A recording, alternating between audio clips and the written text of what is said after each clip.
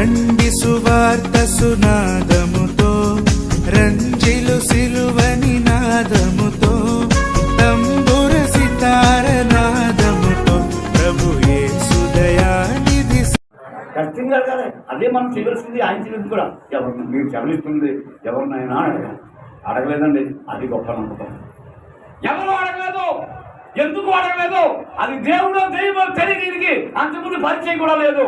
ఉన్నదలా లేదు అంటే అంత గుడ్డిగా అంత నమ్మకంగా నమ్మాడు. కాబట్టి ఇవాళ ప్రపంచంలో ఏ దేశంలో ఎవరు ఏ గ్రంథంలో ఏ భాషలో ఉన్నా దేవుని ఎవరైతే నమ్ముతారో ఆ నమ్మిన వారందరూ అబ్రహాము కుమారులే. నువ్వు నమ్మకపోయినా అబ్రహాము కుమారుడు ఎప్పుడు సత్యంలో ఎప్పుడు నమ్ముతావని చెప్పేసి దక్కేగా నమ్మినప్పుడు అన్నాడు ఆయన. ఎక్కడ నువ్వు అబ్రహాము కుమారుడే నమ్మలేదు అంటే చనిపోయినంత వరకు ఖచ్చితంగా నమ్ముతారని చెప్పి దీర్ఘశాంతం కలిగిన వాడు మనం ఆరాధిస్తున్న దేవుడు. కనుక ఎవరయ్యా అనకుండా కాడు పెడి సరిచేసుకుని వెళ్ళిపోయాడు. 4వ వచనం చదవండి. అదే 12వ అధ్యాయం 4వ వచనం. చూసారండి, ఏమి అడగకుండా. ఇది గొప్ప లక్షణం ఏంటంటే ఎవరో ఏంటో ఎక్కడో ఆ మాట్లాడుతున్నాయని అడగలేదు. తర్వాత ఇదిగో ఆయన ఎవరు నన్ను వెళ్ళిపోమన్నాడు, నువ్వు నా కూడా వస్తావా, నువ్వు రావని చెప్పేసి ఎవరిని అడగలేదు. కొట్ట సర్వేస్తే ఎందుకు జరుగుతుందని చెప్పేసి ఆ వెనకాలంలో అందరూ సర్వేశారండి. ఆవిడ అడగలేదు అంటే ఆయన ఎంత విలువగా చూస్తారు చూడండి. అంటే ఆయన నమ్మిన నమ్మకాన్ని బట్టి ఒమ్ము చేసేవాళ్ళు వాళ్ళ బంధువులు కానీ వాళ్ళ తల్లిదండ్రులు కానీ లేరు. నువ్వు ప్రార్థన రావాలంటే 36 మందిని అడగాలి. ఇదిగో ఈ పోస్ట్ దూరం ప్రార్థనకి వెళ్ళమంటావా అని అడగారు. అక్కడతో అంటాడు ఆడు మొగుడు లేదా భార్య లేదా కొడుకు లేదా కూతురు లేదా అల్లుడు, నీకు అనవసరం నాకు అనవసరం, పర్మిషన్ తీసుకోవాలి. ఇదిగో ఈ వారం ఒకసారి చెప్తాను చాలా అక్కర్లేదు. అయిపోయింది బట్టి మనం అబ్రహాంతో స్నేహితులు అవడానికి లక్షణం ఇక్కడ ఈ లక్షణాలు బట్టి ఆ లక్షణాన్ని ఈ లక్షణాలు మనం కంపేర్ చేసుకుంటే ఆయన కాబట్టి మహానుభావుడు కాబట్టి ఏమైనా సరే అది దేవుని వాక్యంగా ఎంచాడు. మనిషి కలపకుండా యెహోవా అని చెప్పేసి ఆయనతో మాట్లాడినప్పుడు దాని ప్రకారంగా వెళ్ళాడు. 5వ వాక్యం కూడా చదవాలి. అబ్రహాం ఆయన చెప్పిన మాటకు వెళ్ళాడు. వెళ్ళిన అబ్రహాము అరాము నుండి బయలుదేరినప్పుడు 70 ఏళ్ల వాడు, ఈడు గలవాడు.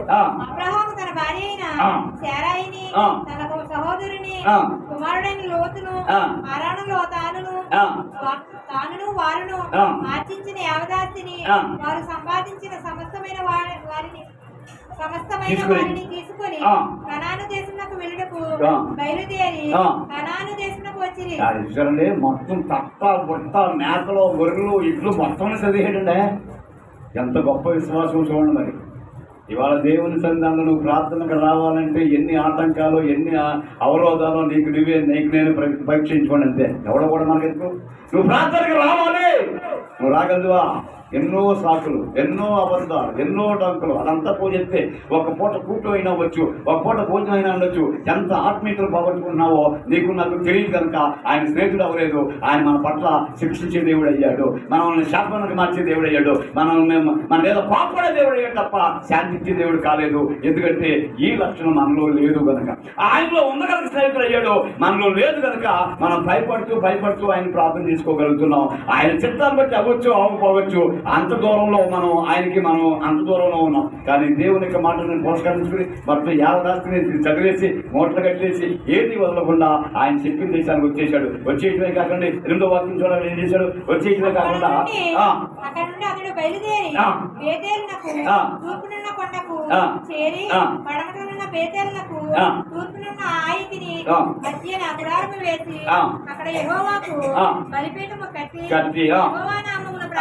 అది చూసారండి. వచ్చేసినాక ఏం చేయడం జరగలేదు. ఒక ప్రదేశాన్ని చూసుకున్నాడు, అక్కడ ఒక చిన్న రాయి ఎట్టాడు, అది బలిపెట్టంగా మార్చుకున్నాడు, మోకరించి ప్రార్థన చేశాడు. అయ్యా నీ మాట ప్రకారంగా నేను వచ్చేసాను. నాతో పాటు నన్ను నమ్మి నేను నిన్ను నమ్మి వచ్చేస్తే నాతో పాటు నా యావత్ బంధువులందరూ నా ఆస్తి అంతా నాకున్న యావత్ అంతా నాకు కూడా వచ్చేసారు. నేనేం చెయ్యాలి అని చెప్పేసి యెహోవా యేసు ప్రభువారు దేవుని నామంలో ప్రార్థన చేశాడు. అందుచేత స్నేహితుడు అయ్యాడు. అందుచేత స్నేహితుడు. ఎక్కడికి వెళ్ళాం? ఆయన అన్న ప్రకారం వచ్చేసిన అయ్యా నేను పలానా పనులు చూసి వచ్చానయ్యా, నా జీవనోపాధి ఉద్దేశం వచ్చానయ్యా, నా కుటుంబ పరిస్థితులు చూసి వచ్చానయ్యా, నీకు తెలుసయ్యా, నన్ను ఏం చేయమంటావయ్యా, నువ్వు వెళ్ళమన్నావు, నేను వచ్చేసానయ్యా. ఈవేళ ఎంత నష్టపోయానో, ఈవేళ ఏ పరిస్థితులు వచ్చానో నీకు తెలుసు నాయన అని నువ్వు ఎప్పుడైనా ప్రార్థన చేసావా? వాటి కోసం పరిగెత్తాం కానీ ప్రార్థన చేసి వెళ్ళిపోలేదు. మరి నేను స్నేహితులు అవుతానని మనం ఆలోచిస్తున్నాం.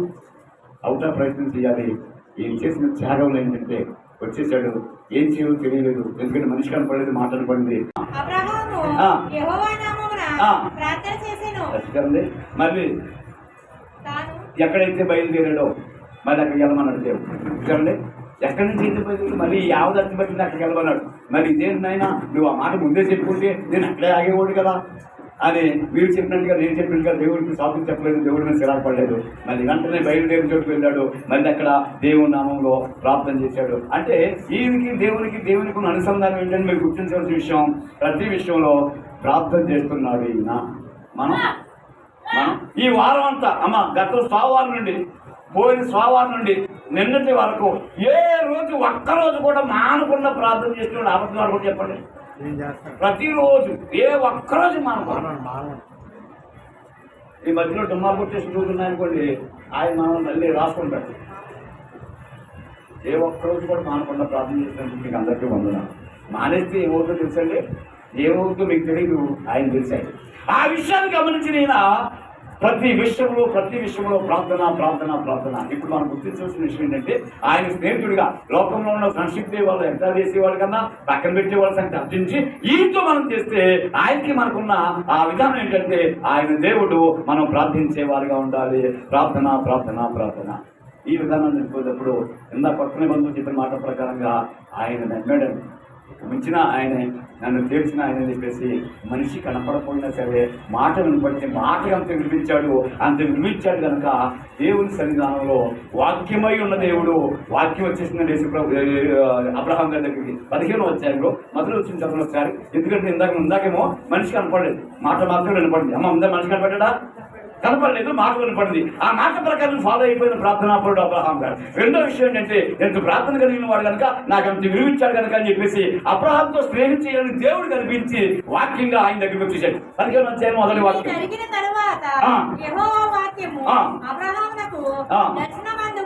చూడండి, చెప్ప పెరిగిపోయింది, స్నేహం ముదిరిపోతుంది. ఫస్ట్ స్టెప్ కింద ఎక్కేసాడు ఈయన. దేవుడు ఆయన స్నేహం చేయడం చాలా ఆరాటపడుతున్నాడు. వెంటనే ఆయన దర్శనంలోకి వాక్యమై ఉన్న దేవుడు వాక్యమేనా? దేవుడు వాక్యమే కదా. వాక్యంగా ఉన్న ఈ దేవుడు అబ్రహాం గారి కళ్ళలోకి వచ్చేసాడు. 4వ వచ్చిన దాంట్లోనే వాక్యం అతని యొద్దకు వచ్చి, ఇతడు నీకు వారసుడు కాడు, నీ గర్భవశమున పుట్టబోచున్నవాడు నీకు వారసుడు అని చెప్పాను. అది ఏ విషయం అయితే బాధపడుతున్నాడు, చాలా గొప్పగా ఆశీర్వదించేశాడు. ఈ ఆస్థానాలకు వారసుడు లేడు, అనుభవించే కొడుకు లేడు, నా యొక్క సేవకుడైన ఎలియాజరుకి అంత అయిపోతుందని చెప్పేసి బాధపడుతూ ఉన్నాడు. ఆయనతో స్నేహం చేయాలన్నాడు కనుక నీవే విషయమైనా అయ్యో నేను ఇవాళ ప్రార్థన చేయలేదు, ప్రార్థన కోరిన వాళ్ళు ఎంతమంది ఉన్నారు, అయ్యో నేను సంఘంలో మోకరించి ఆయన కాళ్ళ ముందు నేను ప్రార్థన చేయలేదు అనే ఆలోచన నీకేనా నాకేనా ఎప్పుడైనా ఉందా? ఆ ఆలోచన కలిగి అయ్యో ఇంత ఆశను ఇచ్చేసాడు ఆయన, ఇంత దీవించేసాడు ఆయన, దీన్ని అనుభవించడానికి నాకు ఎవరు లేదే, ఒక్క నా సేవకుడైన ఎలియాజరు తప్ప ఇంకెవరు లేదని బాధపడుతుండగా వాక్యము దేవుడైన వాక్యము అబ్రహాం దగ్గర వచ్చేసి ఈ ఆస్తికి నీ తర్వాత వారసుడు పుట్టాడు అని చెప్పేశాడు. వెంటనే 3 స్టెప్లోకి వెళ్ళిపోయాడు. 3వ స్టెప్ మనిషి కనపడకుండా మాట్లాడిన మొదటి స్టెప్ ఆ ఉన్న నమ్మకాన్ని బట్టి అతను గడిగడికి చేసిన ప్రార్థన బట్టి నమ్మేసాడండి. 15వ అధ్యాయంలో 6వ వాక్యం చదివితే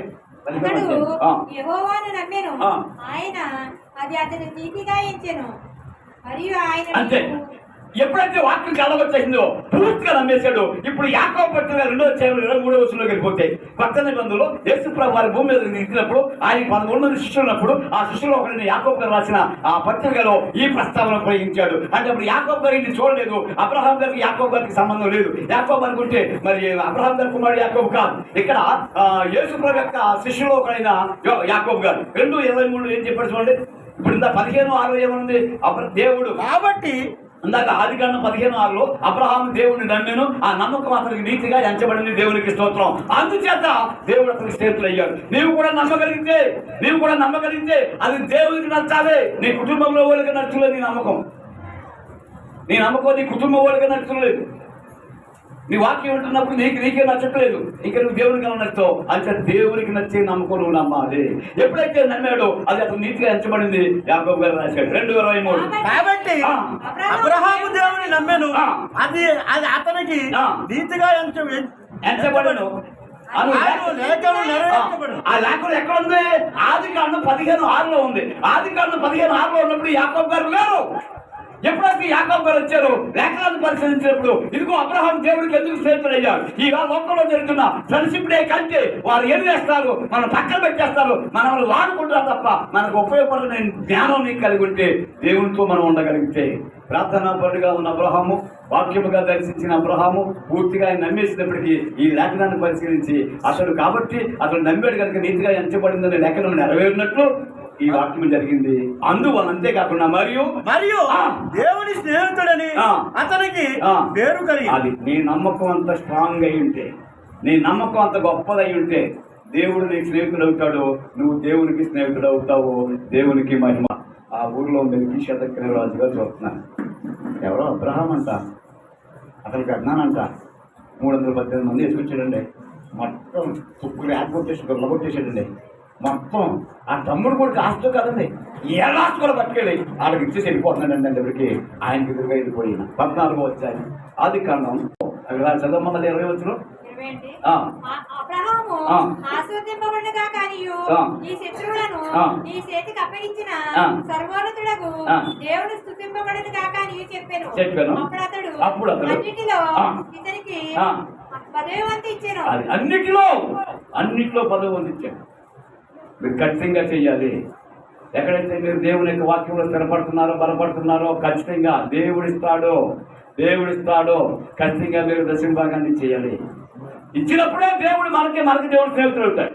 అంతే తప్ప నేను అలా చేస్తే ఆకాశము జలనిధిని తెరిచి విస్తారమైన దేవులతో ఆ కుటుంబాన్ని దీవించేవాడు దేవుడు. అంత గొప్ప వరం ఉంది దీనికి. దానికి నిలిచి ఉండాలి. నా వాక్యం నిలిచే మీరు శిష్యులు అయి ఉంటారు. ఎప్పుడైతే నా శిష్యులు అయి ఉన్నారో నేను మీకు స్నేహితుడు అవుతాను.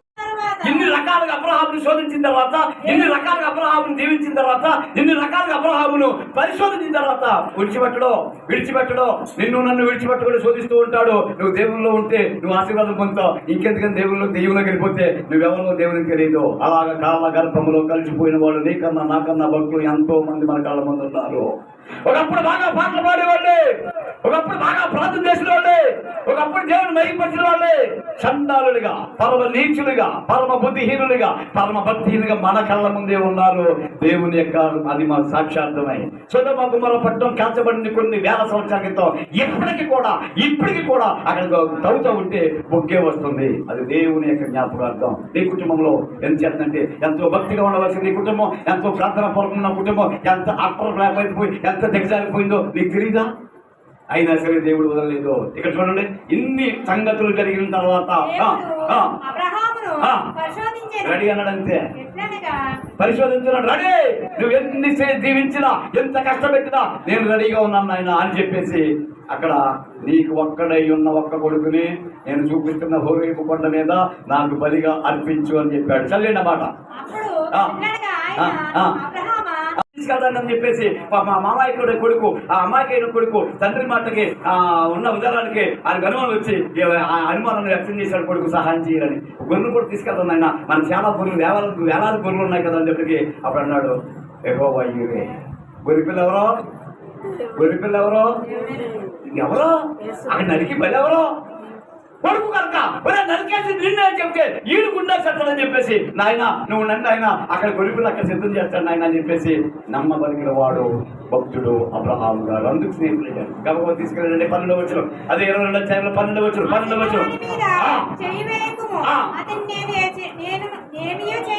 అది చూసారండి. ఎప్పుడైతే పడుకోబెట్టేశాడు అక్కడ ఇతను కొరవడే మాట్లాడలేదు, కాలు చేతులు కట్టేశాడు, నరికెత్త కట్టేసరికి అబ్రహాము అది మళ్ళీ కాకేశాడు. అనుభవం నీకు ఉందా?